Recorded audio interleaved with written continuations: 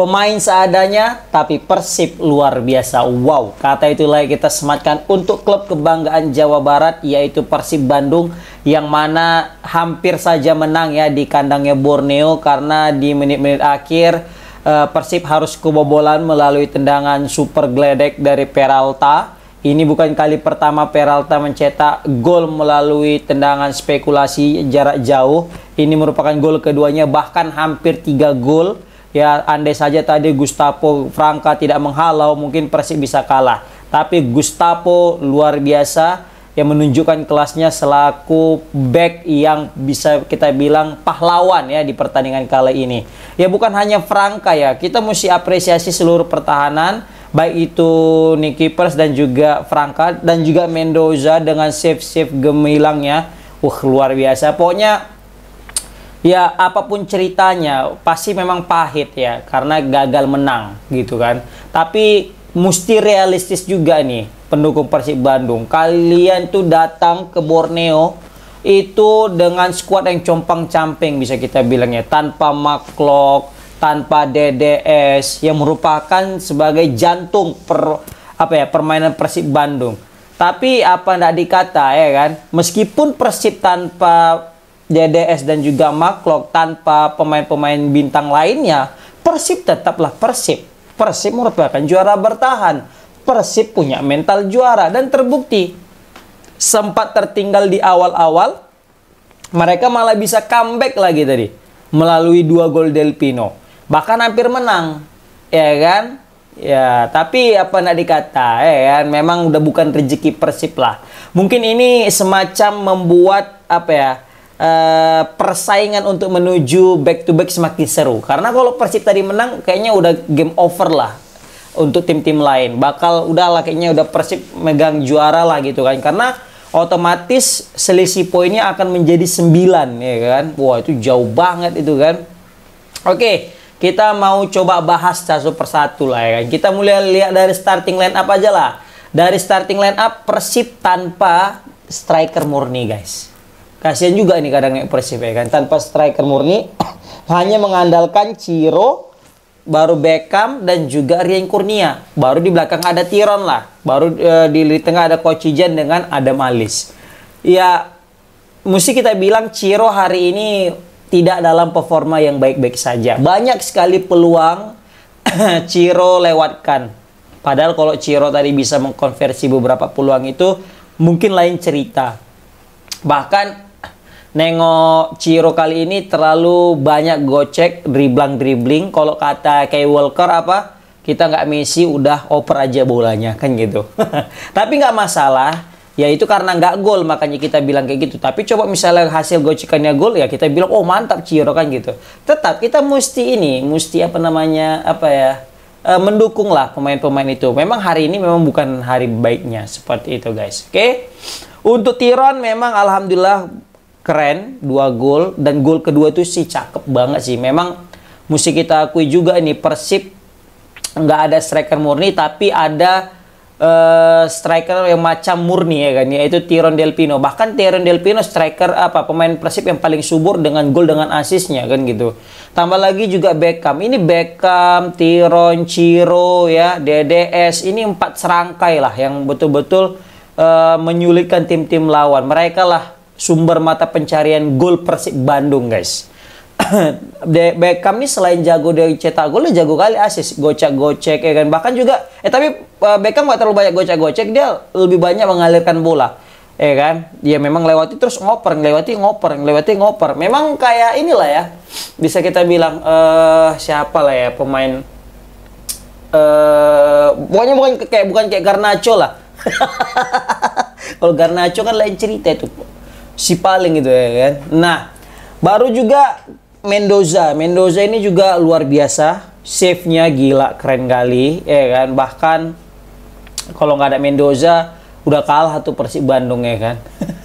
Baru juga aku suka sebenarnya nengok main Persib Bandung ini, dia kayak timnas Indonesia yang mana dia itu menunggu dulu, santai ya kan, kata Iso Speed ya kan, minggir lu miskin Oke, jadi 1-2, 1-2, bahkan gol kedua itu kan cakep banget. Gol pertama juga kalau misalnya nggak penalti itu Terin Del Pino umpan-umpan 1-2 juga keren kan. Gol kedua lah baru itu Beckham penetrasi umpan kepada Franca Del Pino kontrol bentar, boom, gol. Nah dia pun nggak bisa berbuat banyak kan kalau kayak gitu tendangan Del Pino kan. Baru juga di sini bisa kita lihat Persib banyak sekali yang mesti dicatat ya, yang dievaluasi, terkhususnya dalam mengantisipasi bola-bola tendangan spekulasi atau tendangan jarak jauh guys. Karena nyaris Persib dihukum melalui tendangan jarak jauh semua. Peralta lah jadi momok yang paling menakutkan di pertandingan kali ini. Gol pertama ngincar sisi kanan, gol kedua ngincar sisi kiri, dan dua-duanya tendangan jarak jauh.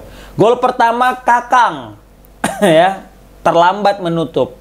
Gol kedua hand terlambat menutup. Bahkan hampir gol ketiga tadi juga dengan sudut yang sama seperti gol kedua, tapi Franca kayaknya udah bisa baca.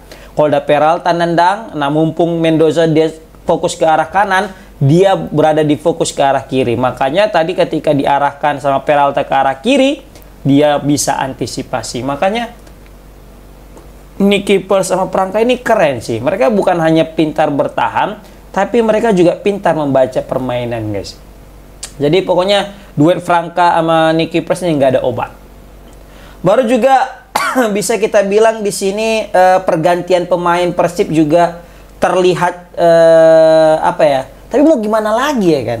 Mau diganti siapa lagi gitu coba lah. Yang di bench coba Robi Darwis, Jalnando, Azikri, Ahmad Agung, Teja Pakuala, Mama Juprianto, Victor Iqbonevo, baru juga Ferdiansyah Cecep coba lah. Dikit pemain yang dibawa Persib cobalah. Karena memang banyaknya badai cedera. Ditambah lagi juga sangat timpang kualitas pemain yang starting dengan pemain di bench, ya kan? Kalau di bench udah winning tim banget lah. Udah yang di starting 11 itu udah yang betul-betul terbaik lah. Nah, tapi ketika udah masuk pergantian pemain itu kelihatan tuh Persib nggak punya banyak opsi. Ya kan? Nggak punya banyak opsi. Ya digantilah kayak Tyrone Del Pino, Adam Alis, ya kan? Ya kita paham lah mereka juga ditarik karena udah kena kartu kuning, ya kan? Bahaya juga, beresiko kalau dilanjutkan takutnya salah tackle lagi. Rupanya kartu merah. Contoh kayak tadi Ahmad Agung. Ahmad Agung tuh hampir kena kartu merah tuh kan. Sekali kena tackle, baru tackle-nya lagi. Waduh, ini gawat juga Ahmad Agung ini. Jadi ya Coach Bojan juga nggak banyak pilihan, jadi ya wajar aja lah kalau misalnya memang skornya 2 sama. Bahkan aku bilang 2 sama ini udah kayak menang lah. Apalagi ini main di kandang Borneo kan, yang mana kemarin aja Dewa kalah sama Borneo gitu loh. Ini main di kandang Borneo lagi, jadi menang seri di kandang Borneo itu bukan hasil yang buruk lah. Ditambah lagi Dewa kemarin itu seri pula lawan Bali kan, jadi nggak ada yang perlu dikhawatirkan. Paling yang dikhawatirkan wajib gimana cara ngantisipasi tendangan jarak jauh guys. Serius, ini back Persib khususnya yang wing back kayak hand Kakang mesti improve diri, belajar banyak, mengevaluasi diri bagaimana cara ya apalah bisa kita bilangnya nutup tendangan-tendangan jarak jauh guys. Baru juga sebenarnya aku bingung juga dengan Coach Bojan tadi melakukan pergantian pemain. Tadi kan ada sekitar 4 pemain yang diganti. Rian Kurnia, Tyrone, baru Adam Alis sama Kakak.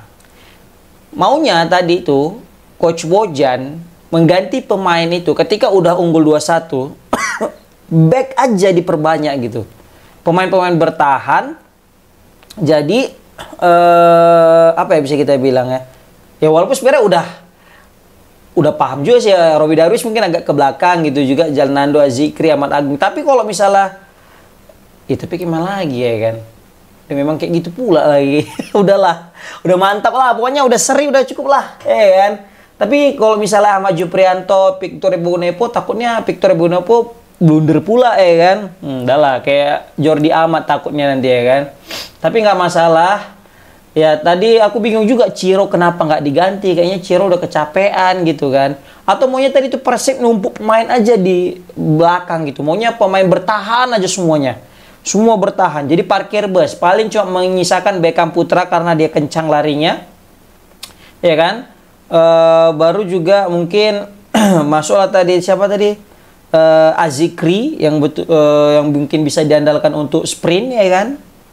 Ya, tapi apapun ceritanya dengan hasil seri juga udah mantap lah. Karena kebetulan kalau kita lihat di klasmen ya, Persib masih tetap unggul 8 poin dari Dewa United, tapi ini bisa terancam 7 poin jika nanti Persebaya menang karena selisihnya tinggal 7, ya kan? Pokoknya apa yang dilawan Dewa selanjutnya itulah yang akan dilawan Persib. Nah, yang jadi pertanyaan ini nanti waktu melawan Maluku United ini yang ngeri. Karena kita tahu Maluku United ini salah satu tim yang menyulitkan. Banyak tim-tim besar kalah, apalagi main nanti di kandang Maluku, ya kan? Kalau lawan Bali mungkin sulit, tapi kayaknya bisa menang. Lebih besar peluang Persib menang lawan Bali ketimbang Borneo, apalagi lawan Maluku nanti, guys. Di kandang Maluku, apalagi Maluku lagi on fire. Ini juga bahkan bisa mengkudeta Persija Jakarta nih kalau misalnya Persija nggak berubah, ya kan? Kalau lawan Sleman nanti kayaknya bisa menang. Lawan Barito juga bisa menang kayaknya, apalagi main di kandang kan. Nah, Persita juga kayaknya bisa menang, apalagi lawan Persis Solo pasti juga kayaknya bisa menang. Apalagi kalau misalnya nanti 2 atau 3 sebelum kompetisi berakhir Persis sudah dinyatakan degradasi, kayaknya mungkin Persib udah bisa menang banget gitu. Tapi kalau misalnya di pertandingan terakhir melawan Persis juga butuh poin dan Persib juga butuh poin. Nah, ini bakal jadi seru. Kenapa? Persis mau keluar dari zona degradasi, sedangkan Persib mau juara. Seperti itu, guys. Oke. Komen di kolom komentar, guys. Gimana pendapat kalian? Pokoknya tetap semangat. Pokoknya aku tetap respect kepada seluruh pemain, pelatih, dan juga para penonton ya, para supporter yang tetap mendukung Persib Bandung. Pokoknya luar biasa Persib meski seri, tetap bisa kita bilang pemain seadanya, tapi Persib luar biasa. Oke, komen di kolom komentar gimana pendapat kalian, guys. Assalamualaikum warahmatullahi wabarakatuh.